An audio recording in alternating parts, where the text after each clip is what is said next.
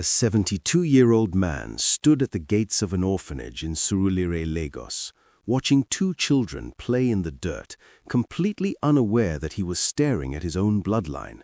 The boy had his eyes, the girl had his late wife's smile, and the man raising them, the one everyone said died in a plane crash 15 years ago, was serving them rice in a broken plastic plate. This is Chief Adebayo Martins, one of the wealthiest men in Lagos, a man whose name opened doors from Victoria Island to London. His shipping empire moved goods across 3 continents. His real estate holdings stretched from Lekki to Abuja. His oil investments made headlines in business journals. People called him the Lion of Lagos. But on this humid afternoon in June, standing outside that orphanage fence, Chief Adebayo's world shattered into a million pieces.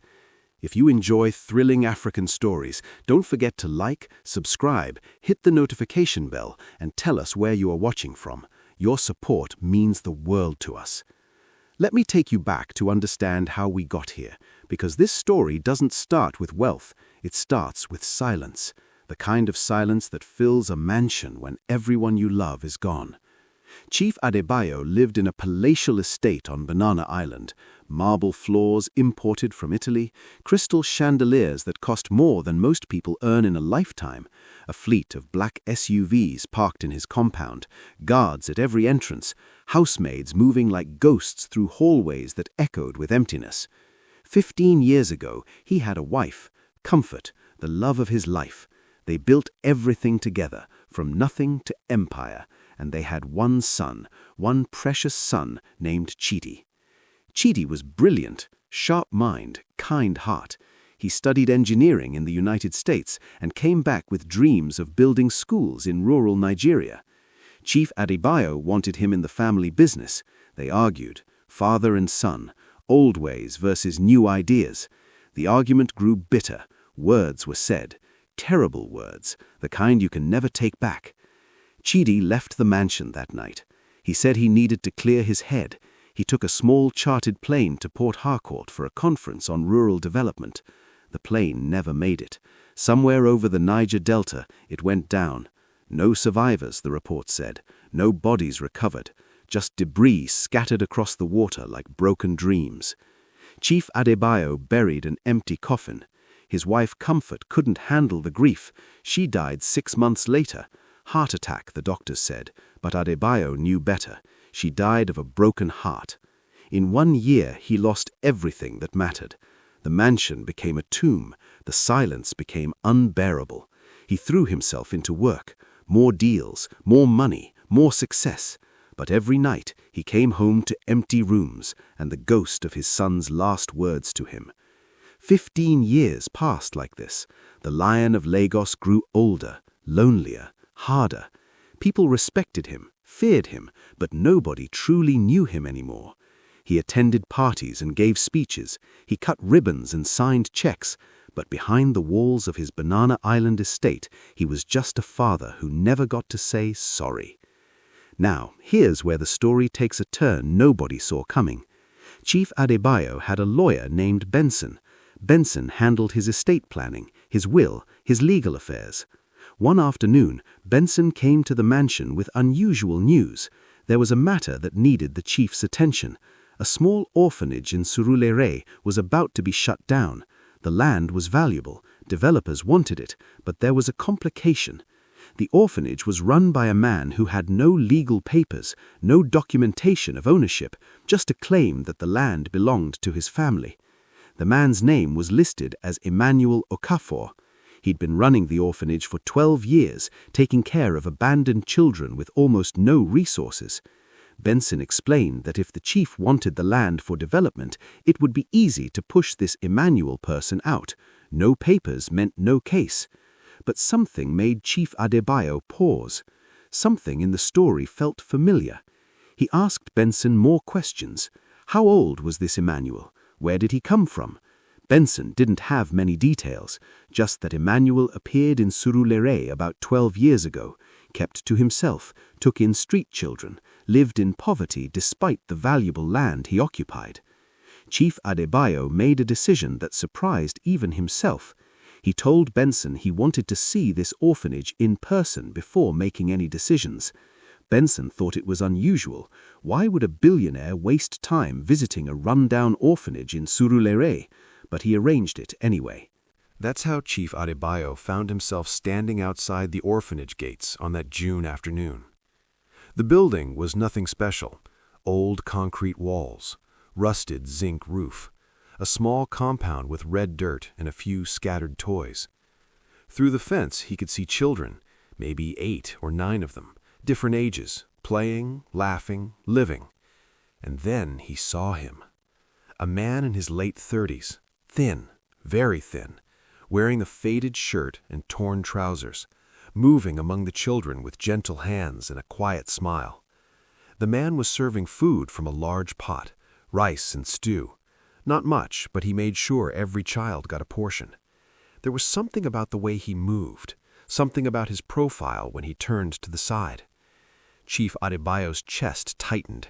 His hands gripped the fence. It couldn't be. Cheety died 15 years ago. The plane crashed. Everyone confirmed it. But this man had Cheety's walk, Cheety's gestures, the way he tilted his head when he listened to the children talk.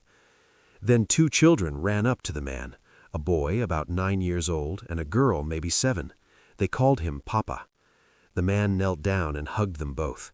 And when he smiled at them, Chief Adebayo saw his son's smile, the same smile he watched grow up, the same smile he watched leave his house in anger 15 years ago. The boy had features that struck Adebayo like lightning, his own eyes looking back at him across the years, strong resemblance to the Martins family line. The girl was delicate, with her grandmother Comfort's smile and bone structure. These weren't just random orphans. These were his grandchildren, children he never knew existed. Chief Adebayo stumbled backward. His driver caught him. "Sir, are you all right?" But Adebayo couldn't speak. His mind was racing through impossible possibilities. If Cheety was alive, why did he fake his death? Why did he let his parents grieve for 15 years? Why was he living in poverty when his father's wealth could give those children everything? He steadied himself. He had to know the truth. He told his driver to wait, then he pushed open the orphanage gate and walked into the compound. The children noticed him first, a strange old man in expensive clothes stepping into their world. They stopped playing, stared. Emmanuel turned around to see what caught their attention, and when their eyes met, the world stopped. Emmanuel's face went pale. The plate he was holding slipped from his fingers and crashed to the ground. His mouth opened, but no sound came out. He looked at Chief Adebayo like he was seeing a ghost. And Chief Adebayo looked back at the son he buried 15 years ago. "Cheety," the old man whispered. Emmanuel shook his head. Tears filled his eyes. "You shouldn't be here," he said. His voice was rough, like he hadn't used it properly in years. "You need to leave, please." But Chief Adebayo couldn't move. He stared at the 2 children standing beside Emmanuel. "Who are they?" he asked, though his heart already knew. Emmanuel looked down at the children. Pain crossed his face. "Go inside," he told him gently. "Papa needs to talk to this man." "But Papa," the boy said, "you're crying." "I'm fine, Dubem. Take your sister inside, now." The children hesitated, but they obeyed. They cast curious glances at the rich stranger before disappearing into the building. Emmanuel and Chief Adebayo stood alone in the compound. 15 years of silence between them. 15 years of grief and lies and secrets. "You let me bury an empty coffin," Chief Adebayo said. His voice shook with rage and pain. "You let your mother die thinking you were dead." "I didn't mean for that to happen," Emmanuel said. He wiped his tears with the back of his hand. "The plane crash was real. I survived it, barely, but I was injured, confused. By the time I recovered enough to think clearly, I heard that Mama had died, and I knew I couldn't come back." "Why?" The question exploded from Chief Adebayo. "Why did you come back? I would have forgiven anything. Your mother would have forgiven anything." Emmanuel laughed bitterly. "Would you? The last thing you said to me was that I was a disappointment, that I was throwing away everything you built, that if I walked that door, I was no son of yours." The words hit Chief Adebayo like physical blows. He remembered that night, the anger, the pride, the stupid, foolish pride that made him say things he didn't mean. "I was wrong," he said. "I was wrong about everything." "I know you were," Emmanuel said.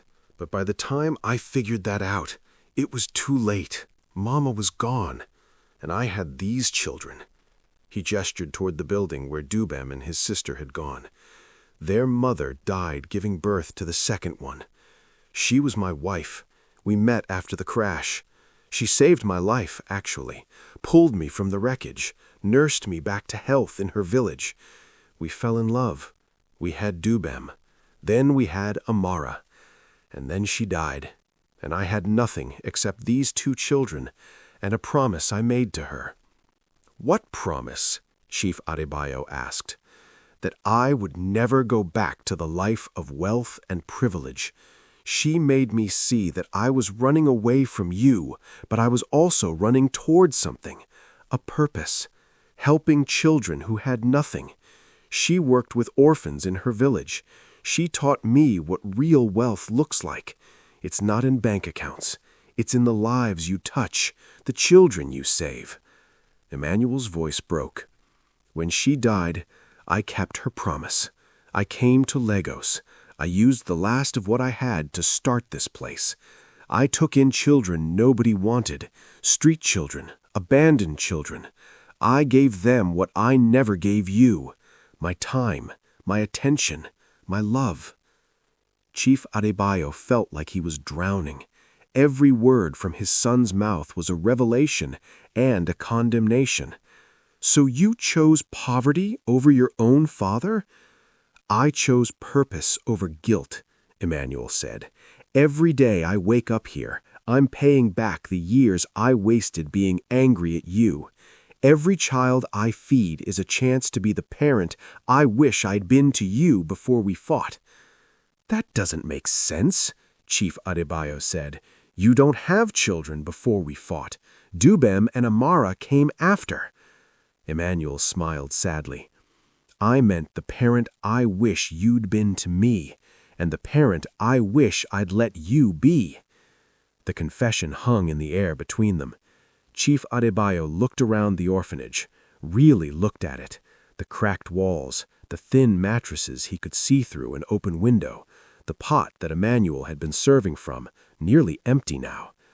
"You're raising my grandchildren in this?" he asked. "When I have a mansion sitting empty? When I have more money than I could spend in 3 lifetimes?" "Yes," Emmanuel said, simply, "because this is real. What you have is beautiful, but it's empty. I know. I grew up in it." "It's empty because you left." Chief Adebayo's anger flared again. "It's empty because I lost everyone I loved." "Then maybe," Emmanuel said quietly, "it's time to fill it with something new, something that matters." Before Chief Adebayo could respond, Dubem appeared in the doorway. "Papa, Amara is asking for you. She wants to know if the rich man is staying for dinner." Emmanuel and Chief Adebayo locked eyes. The question in the air was bigger than dinner. It was about 15 years of separation, about forgiveness and pride, and whether love could survive both. "Tell her," Chief Adebayo said, surprising himself, "that the rich man would be honored to stay." Dubem's face lit up with a smile that reminded Chief Adebayo of Comfort, his late wife, the grandmother these children never got to meet. The boy ran back inside, shouting the news. Emmanuel stared at his father in shock. "You're staying?" "I'm staying, at least for tonight, because I need to know these children, my grandchildren, and I need to understand what happened to my son." That night changed everything. Chief Adebayo sat on a wooden bench in the small dining area of the orphanage. The other children gathered around, curious about the stranger in expensive clothes. Dubem sat on one side of Emmanuel. Amara sat on the other. They shared a simple meal of rice and stew. The portions were small, the plates were mismatched, but the laughter was real. Chief Adebayo watched his son with these children, not just Dubem and Amara, but all of them. He watched how Emmanuel listened to each child's stories from their day, how he settled arguments with patience instead of anger, how he made them laugh even though there was barely enough food to go around. This was not the son he remembered. The angry young man who stormed out 15 years ago had become someone else entirely, someone better. After dinner, Emmanuel tucked the younger children into bed. Chief Adebayo followed him through the building. 7 small beds in one room, thin mattresses, no air conditioning despite the Lagos heat, but every child had a stuffed toy. Every child got a goodnight hug. Every child heard, "I love you," before sleep. When they finally stepped outside into the night air, Chief Adebayo broke the silence. "How do you afford this? Food for all these children? Even this building, small as it is?" Emmanuel shrugged. "My work. Odd jobs mostly. Construction sites, loading trucks, anything that pays. The building belongs to my late wife's family. They let me use it because of our children. It's not much, but it's ours." "You're killing yourself," Chief Adebayo said. "I can see it. You're too thin. You work too hard. These children need more than you can give them alone." "Maybe," Emmanuel admitted. "But they need love more than they need money. I learned that from their mother." "Love doesn't fill stomachs," Chief Adebayo countered. "Love doesn't pay for school fees or medicine when they get sick." "No, but love shows up," Emmanuel said. "Money can hire people to show up, but it can't make them care. I care about these children, every single one. They're not projects to me. They're not charity cases. They're my family." Chief Adebayo felt those words pierce his heart. "Am I still your family?" he asked quietly. Emmanuel was silent for a long time. The sounds of Lagos at night filled the space between them, distant car horns, a neighbor's radio, dogs barking. Finally, Emmanuel spoke. "You're my father. That never changed. But family is more than blood. It's also choice. Every day I choose these children. Every day I choose this life. The question is, can you accept that choice, or will you try to pull me back into your world?" "What if," Chief Adebayo said carefully, "what if there was a way to bridge both worlds? What if you didn't have to choose between your purpose and your family?" Emmanuel turned to look at him. "What are you saying?" "I'm saying I'm an old man. I'm 72 years old. I have more money than I know what to do with. I have a mansion that echoes with loneliness. I have a business empire that means nothing because I have no one to share it with. And now I find out I have a son who's alive. I have 2 grandchildren I never knew existed. I have a chance to make things right." "By throwing money at the problem?" Emmanuel asked skeptically. "By being present, by learning from you, by helping you care for these children properly, not by taking over, not by forcing you back into my world, but by stepping into yours." Emmanuel studied his father's face in the dim light. "You don't know what you're asking. This life is hard. It's not glamorous. There are no board meetings or business deals, just dirty diapers and empty stomachs and children who cry in the night because they miss parents who aren't coming back." "Then teach me," Chief Adebayo said. "Teach me how to be useful. Teach me how to show up the way you do." For the first time in 15 years, Emmanuel saw his father truly vulnerable. Not the powerful Chief Adebayo, not the Lion of Lagos, just an old man asking his son for a second chance. "Okay," Emmanuel said softly, "but we do this my way. No publicity, no turning this into some charity project that makes you look good. These children deserve privacy and dignity." "Agreed," Chief Adebayo said immediately. "And Dubem and Amara stay with me. They're my children. You can be their grandfather, but I'm their father." "I understand." And if you hurt them, if you disappoint them the way you disappointed me, I will ask you to leave and never come back." Chief Adebayo nodded. "I deserve that. I accept those terms." Emmanuel extended his hand. Chief Adebayo took it. Father and son shook hands like business partners sealing a deal. But it was more than business. It was a fragile bridge being built over 15 years of pain. Chief Adebayo didn't return to Banana Island that night. He slept on a spare mattress in Emmanuel's small room. It was the worst sleep he'd had in years. The mattress was thin. The heat was oppressive. But it was also the best sleep he'd had in years, because for the first time since Comfort died, he wasn't alone. The next morning, he met his grandchildren properly. Dubem was cautious, 9 years old and already protective of his father and sister. He asked Chief Adebayo direct questions. "Why did you come here? What do you want from my papa? Are you going to take him away?" Chief Adebayo answered honestly. "I came here because I thought your father was dead for 15 years. I grieved for him. And now I find out he's alive, and he has you and your sister. I don't want to take him away. I want to know you. I want to be your grandfather, if you'll let me." "What's a grandfather?" Amara asked. She was 7, with Comfort's gentle eyes and Emmanuel's serious expression. The question broke Chief Adebayo's heart. His grandchildren didn't even know what a grandfather was.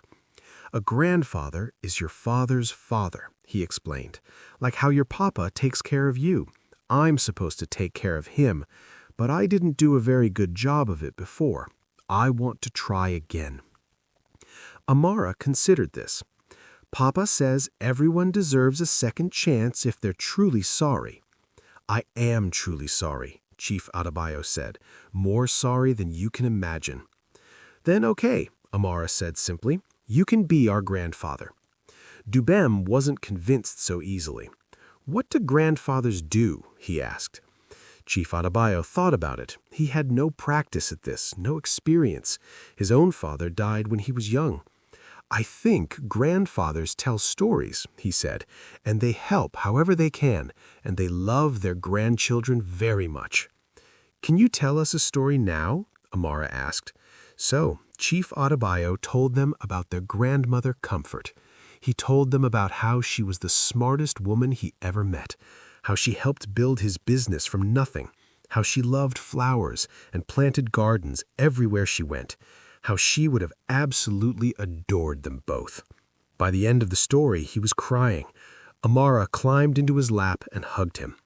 Dubem stayed at a distance, but his expression had softened. Over the following weeks, Chief Adebayo became a regular presence at the orphanage.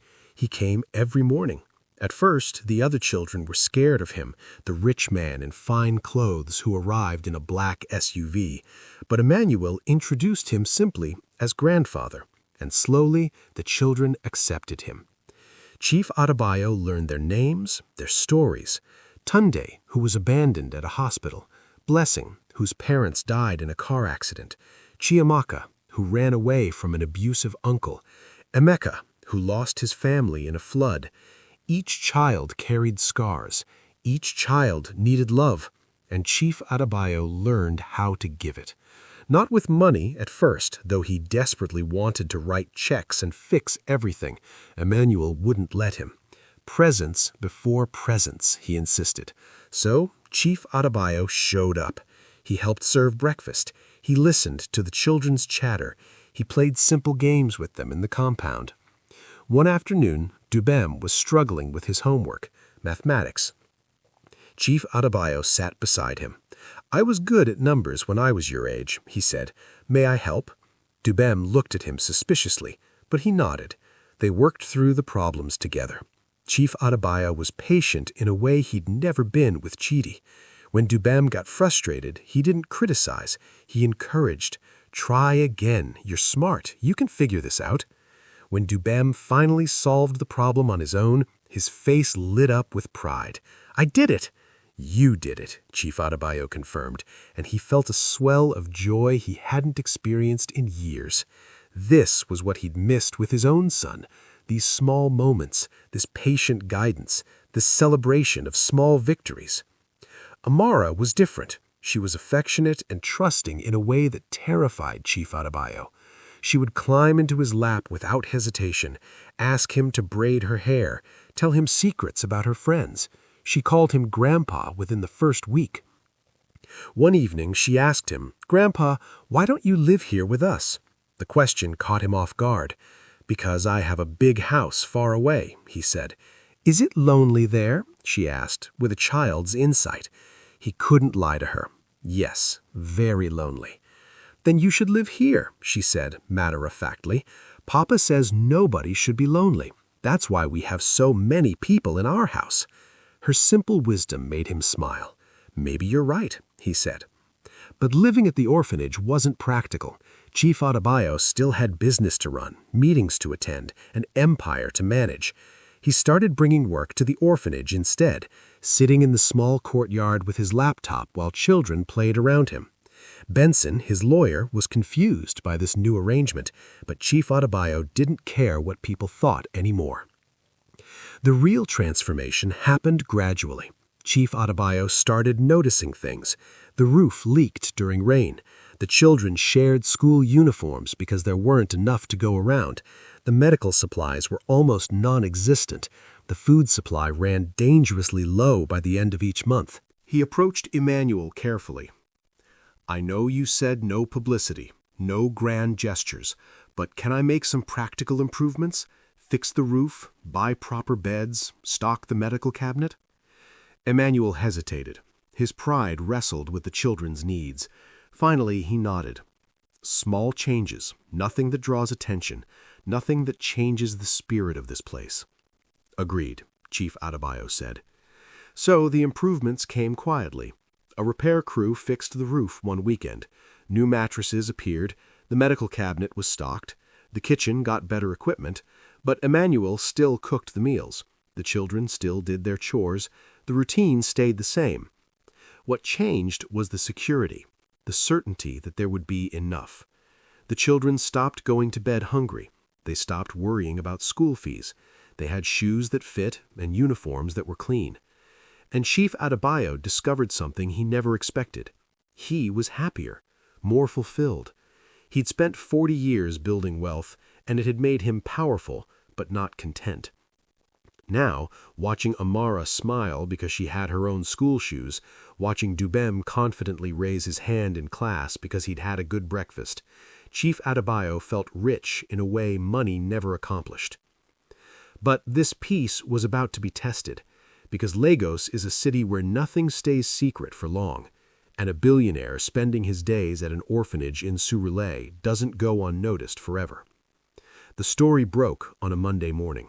A tabloid newspaper ran a headline, "The Lion's Secret Family, Chief Adebayo's Dead Son Alive and Living in Poverty."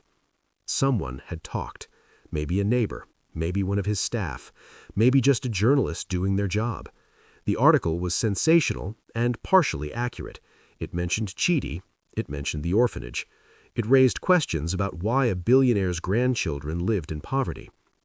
By afternoon, other media outlets picked up the story. By evening, television news crews were parked outside the orphanage gates. Emmanuel was furious.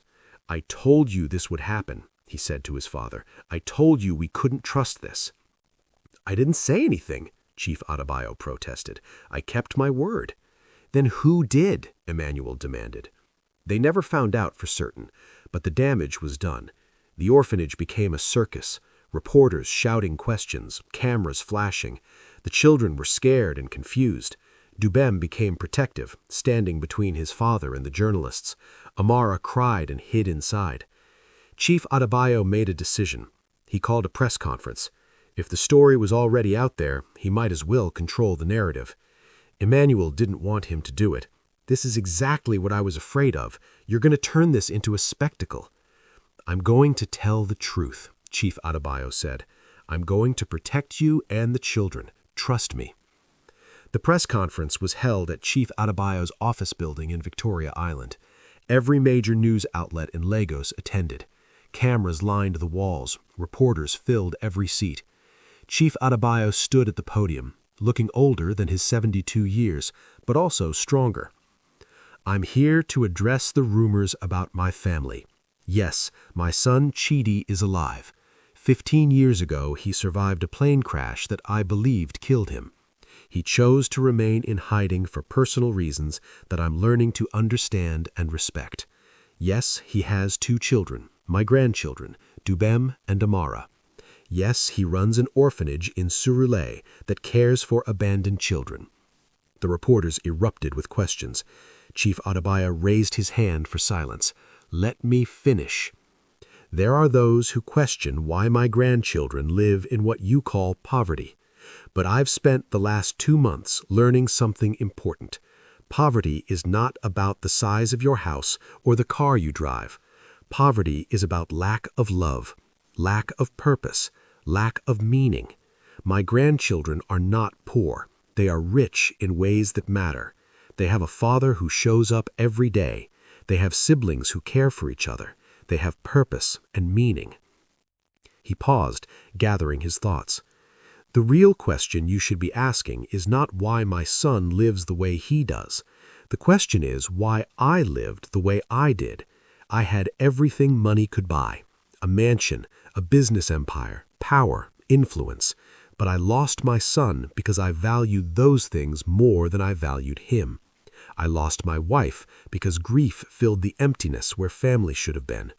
I spent 15 years alone in a palace, and my son spent 15 years content in what you call poverty. Which of us was truly rich? The room was silent. Chief Adebayo continued, I'm not here to defend my son's choices. I'm here to honor them. He's doing important work with those children, work that matters more than any business deal I've ever made. And I'm privileged that he's allowing me to be part of it. Not by taking over, not by throwing money at problems, but by showing up, by being present, by learning what it means to be family again. A reporter raised her hand. Chief Adebayo, are you saying you support your son's decision to keep your grandchildren in that orphanage? I support my son's right to raise his children as he sees fit, Chief Adebayo said, and I support his mission to care for children who have no one else. If that makes me a bad businessman or a controversial figure, so be it. I'd rather be a good grandfather. Another reporter, will you be investing in the orphanage, making it bigger, better? I will support my son's work in whatever way he allows me to, Chief Adebayo said carefully. But this is his mission, not mine. I'm just grateful to be included. The questions continued for another 30 minutes, but Chief Adebayo had said what he needed to say. When he finally left the podium, he knew the city would be divided. Some would admire his honesty, others would criticize his choices, but for the first time in 15 years, he didn't care what the city thought. He went straight to the orphanage. Emmanuel was waiting for him in the courtyard. The children were inside, away from the media attention. Father and son faced each other in the fading evening light. You told them everything, Emmanuel said. I told them the truth, Chief Adebayo replied. Now they won't leave us alone. This place will be under a microscope. Then we'll handle it together, Chief Adebayo said. I'm not going anywhere, Cheety. Whether you use your real name or Emmanuel, whether you forgive me or not, I'm not leaving you again. Emmanuel's shoulders slumped. 15 years of hiding, 15 years of anger, 15 years of protection around his heart, and his father's simple statement cracked through all of it. I'm tired, he said quietly. I'm tired of being angry. I'm tired of hiding. I'm tired of doing this alone. Then don't. Let me help. Not by changing everything, not by taking over. Just let me be here. Let me know my grandchildren. Let me learn from you. Please. Emmanuel looked at his father, really looked at him. Not the billionaire, not the lion of Lagos, just an old man asking for a second chance. Okay, he said finally, but on my terms. Always on your terms, Chief Adebayo agreed. They shook hands again, but this time Emmanuel pulled his father into a hug. Brief, awkward, but real. It was the first time they'd embraced in 15 years. The media attention didn't fade quickly. For weeks, the orphanage was news. But something unexpected happened. The attention brought support. People who heard the story wanted to help. Donations came in, not to Chief Adebayo, but directly to the orphanage, small amounts from common people who were moved by the story: clothes, books, toys, food supplies. Emmanuel was overwhelmed. "I don't know how to handle this," he admitted to his father.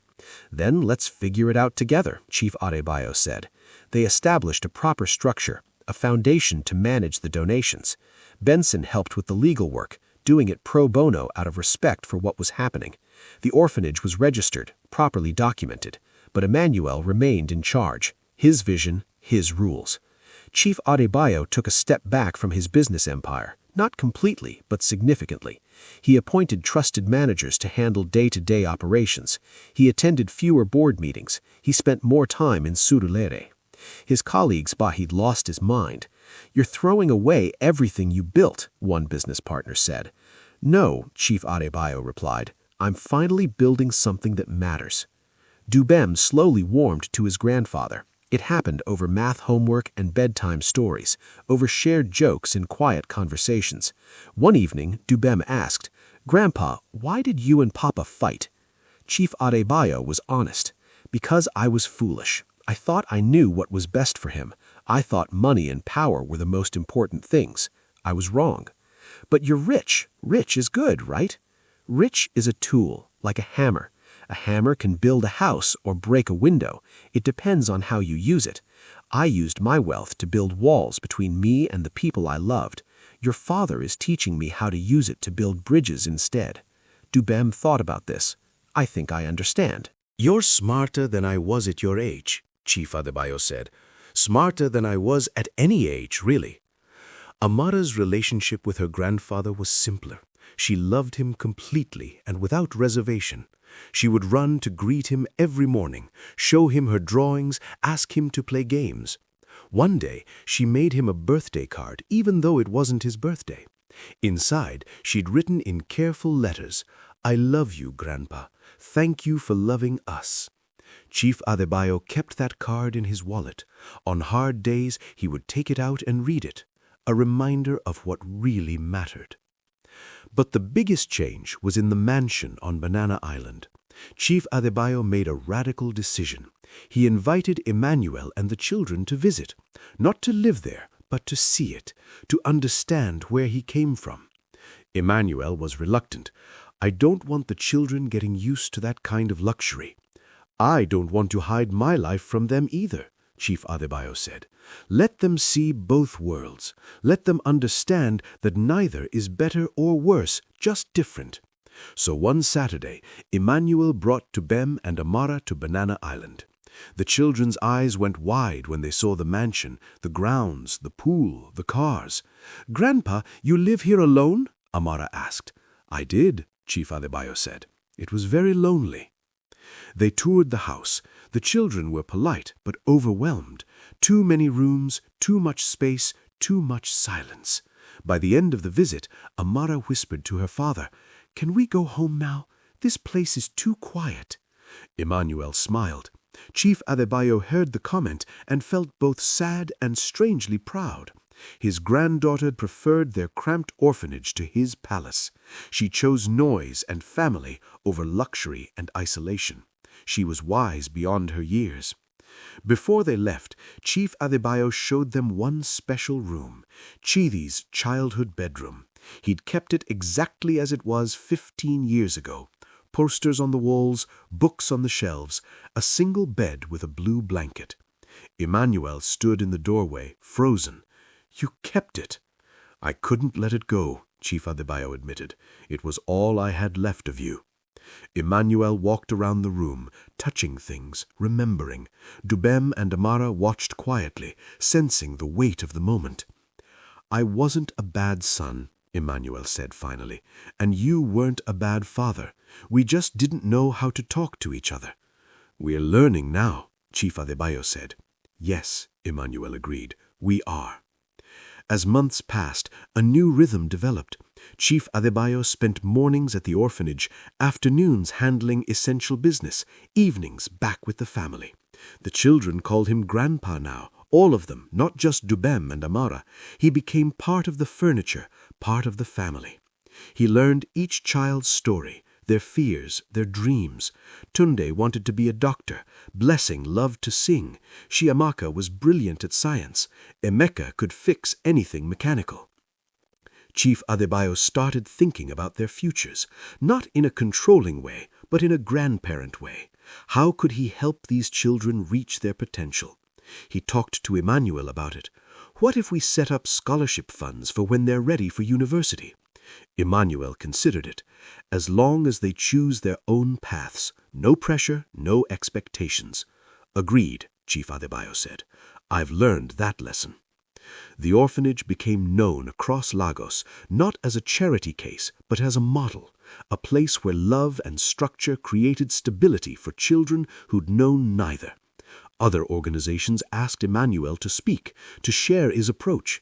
He was reluctant at first, but Chief Adebayo encouraged him.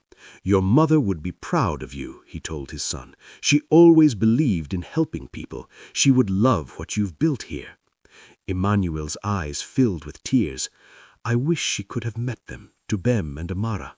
She would have been an amazing grandmother. She is watching, I believe that, and she's proud. I know I am. It was the first time he'd said it directly. I'm proud of you. The words Cheety had waited to hear all those years ago. Emmanuel broke down and wept. Chief Adebayo held his son while he cried.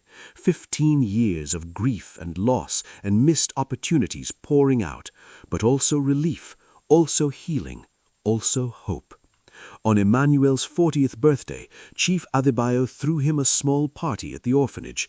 Nothing fancy, just cake and decorations and all the children singing. But he also gave Emmanuel a gift, legal documents. What is this? Emmanuel asked. The deed to this property, Chief Adebayo said. I traced down your late wife's family, bought the land from them at a fair price. It's yours now, legally, permanently. No one can ever take this place from you or these children. Emmanuel stared at the papers. You did this?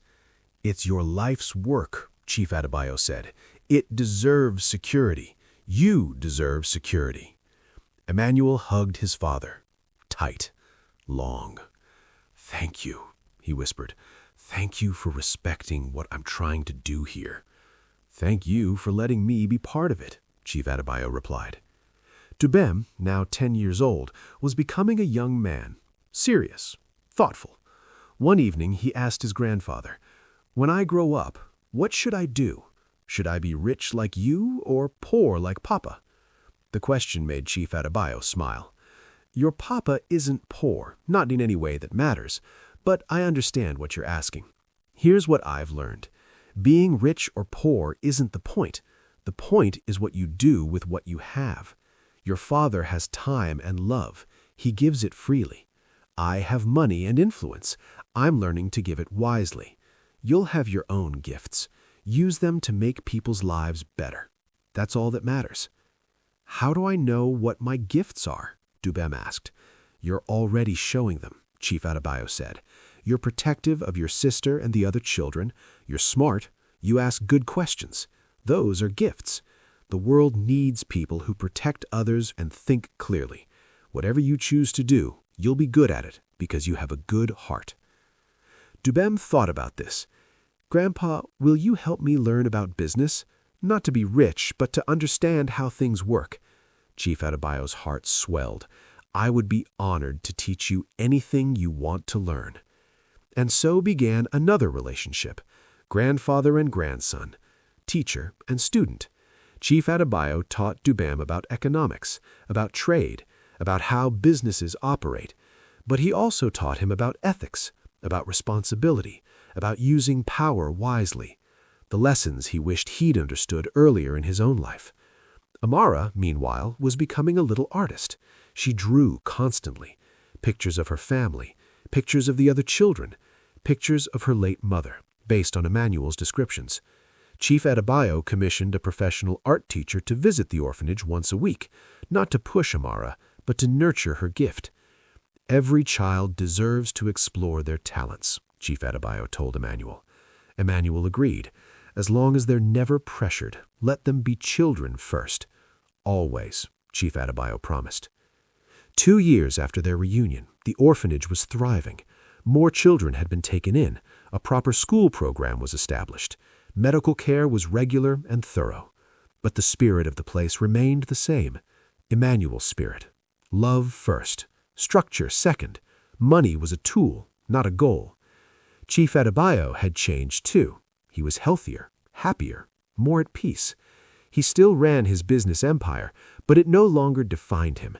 He was grandfather first, billionaire second, and he was content with that order. One evening, as the sun set over Lagos, Chief Adebayo sat in the orphanage courtyard. Dubem was doing his homework at his feet. Amara was drawing nearby.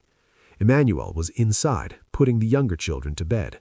The sounds of laughter and life filled the air. Chief Adebayo thought back to 2 years ago, standing outside these gates, seeing his son for the first time in 15 years, discovering grandchildren he never knew existed. It had felt impossible then, a chasm too wide to cross. But here they were, family, imperfect but real, divided by years of pain, but united by choice, by love, by showing up day after day. Amara looked up from her drawing. "Grandpa, why are you smiling?" "Because I'm happy," he said simply. "Me too," she said. She went back to her drawing. Dubem finished his math problem and showed it to his grandfather. "Is this right?" Chief Adebayo checked it. "Perfect. You're getting better every day." "That's because you're a good teacher," Dubem said. "You're a good student," Chief Adebayo replied. Emmanuel emerged from the building. He sat down next to his father. They sat in a comfortable silence for a moment, watching the children. "I was thinking, maybe it's time to use my real name again, Cheety. I've been Emmanuel for so long, but maybe it's time to stop hiding." "Whatever you choose, I'll support you," Chief Adebayo said. "I know. That's why I feel safe enough to consider it." They sat together as the evening deepened, father and son, grandfather and grandchildren, a family that died and came back to life, a family that learned the difference between wealth and richness, between success and significance, between what you have and who you love. Chief Adebayo thought about all the years he'd wasted chasing the wrong things, building the wrong legacy. But maybe it wasn't wasted. Maybe it was all preparation. Every business deal taught him about strategy. Every negotiation taught him about patience. Every success taught him about resources. And now he could use all of it not for himself, but for this family, for these children, for this purpose. The Lion of Lagos had finally found what he was hunting for all along. Not power, not wealth, not influence, just love, just family, just the chance to be present in the lives of people who mattered. And in a small orphanage in Surulere, surrounded by children who'd lost everything and found it again, a 74-year-old billionaire discovered what true wealth really means. It's not in bank accounts or mansions. It's not in business empires or social status. It's in the laughter of a child who calls you grandpa. It's in the forgiveness of a son you thought you'd lost forever. It's in showing up, being present, choosing love over pride, choosing family over reputation, choosing what matters over what impresses. Chief Adebayo had everything he thought he wanted, but he had nothing he actually needed.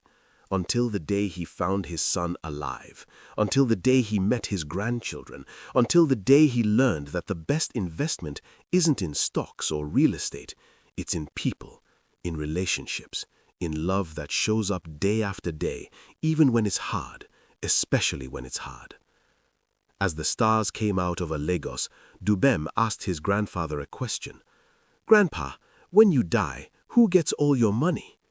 It was an innocent question from a 10-year-old, but it made Chief Adebayo smile.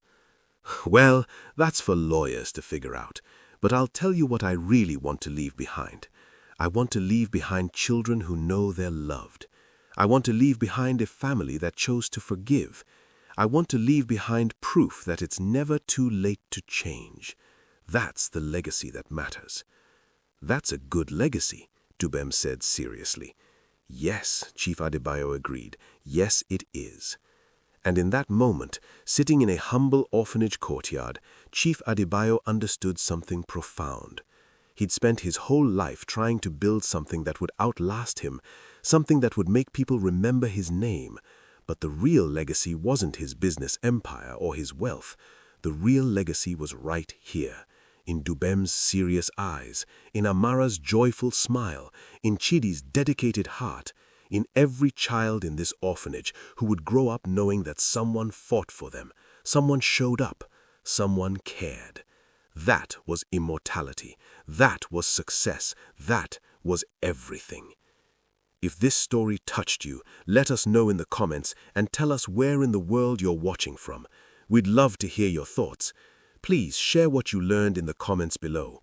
If you enjoy thrilling African folktales, don't forget to like, subscribe, and hit the notification bell, and tell us where you are watching from, so you never miss a story from our rich heritage. Another inspiring and educative story is coming your way in just a few days. Make sure to turn on the notification bell to be the first to watch when we upload. If this story touched your heart, don't forget to like and share it with your family and friends. Until next time, stay kind, stay strong, and keep watching. Thank you so much for watching. God bless you.